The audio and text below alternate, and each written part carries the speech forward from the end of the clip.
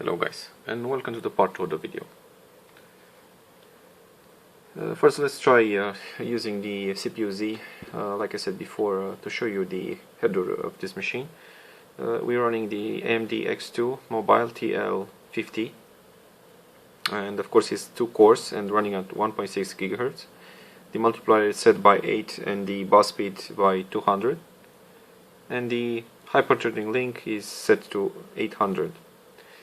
We see that the level 1 is 2 by 64 kilobytes for the level 1, and that is mean 1024 for the level 1 L2 cache for the processor, and for the level 2 2 by 256, which is 512 megs of L2 cache, which is pretty low compared to the other processor that I reviewed, the Core 2 Duos or the Phenoms and other processor. There is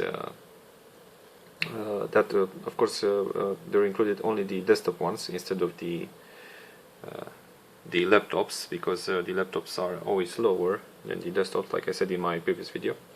And we see that it's having 2 cores right here, and the memory is 66618 and running at 321 megahertz, is 4 gigabytes DDR2 running in dual channel mode, which is symmetric. The memory are Samsung, and the graphics card that is incorporated is the Geforce Go 7300, and the memory for this is 384 megabyte. But in Windows it will allocate more. For the Windows 7, like about 2 gigabytes or more.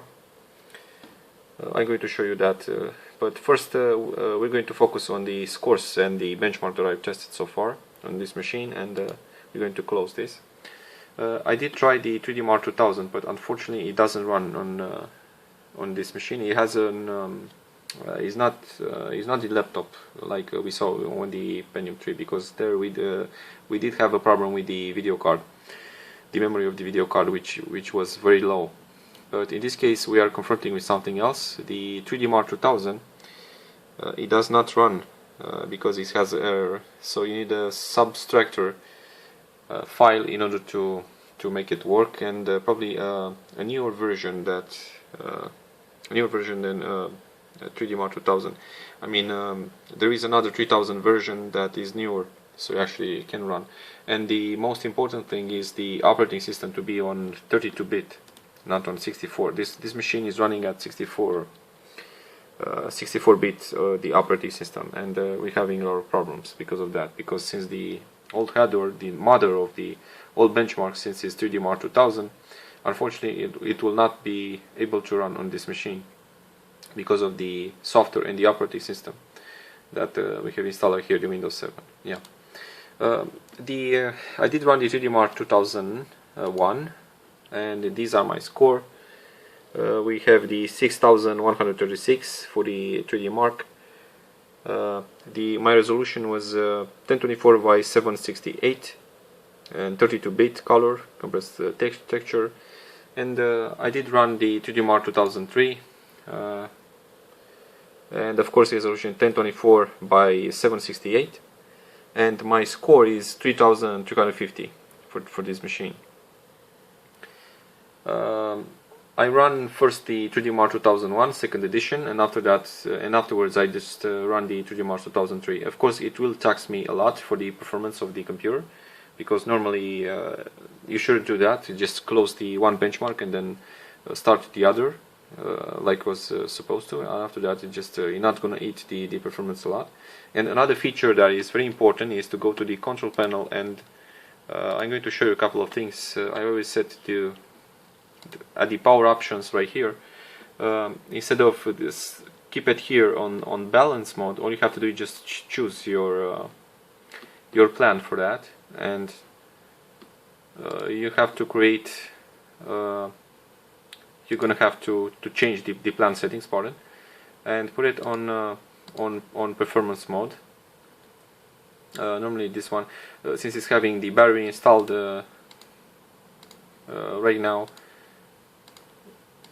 all you have to do is just say this to never, particularly never. Okay, save changes. And right now we're having these plan settings. It's best to have the on high performance mode all the time in order to squeeze every performance that the laptop has. And in my case, let's say we're going to create the high performance one. Let's say, so I'm going to show you this. If you're going backwards, I chose the create power plan, and we're going to the high performance mode, and it's then we're going to have the my custom plan one, and then next, and create. And right now we're having my plan. Let's see. It's very important for the laptops and also for the PC to squeeze more performance from your machine. I always doing that, especially on my desktop ones, just for you to remember. Anyway, and this is my score, and yes, it will run. This is like I showed you before. Let's close this.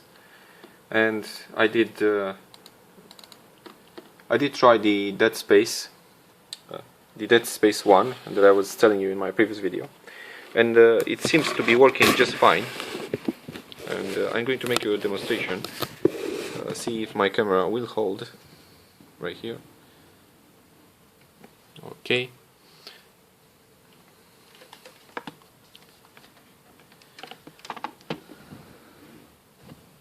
And we're going to go with the tripod more to the laptop so you can see exactly. And is right here. Okay, first we're going to focus on the options that we're having right here. So the most important is the visuals. Unfortunately, the Geforce 7300 that is having 384 megabyte, and plus the from the Windows that is allocating more memory, of course the virtual memory, is not enough to run on the high settings. So my settings right here is just 800 by 600 on 60 Hertz, and VSync is off always, of course.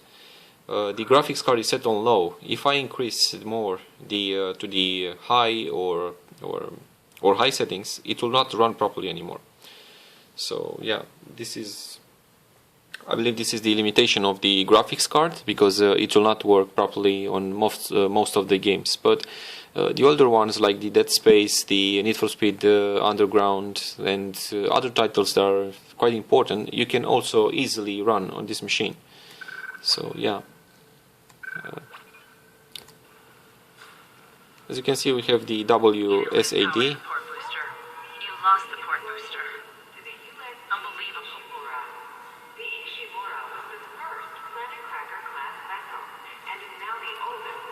The details from the area right here, they're not crisp, and they're not looking very good, but you can see some of the dips.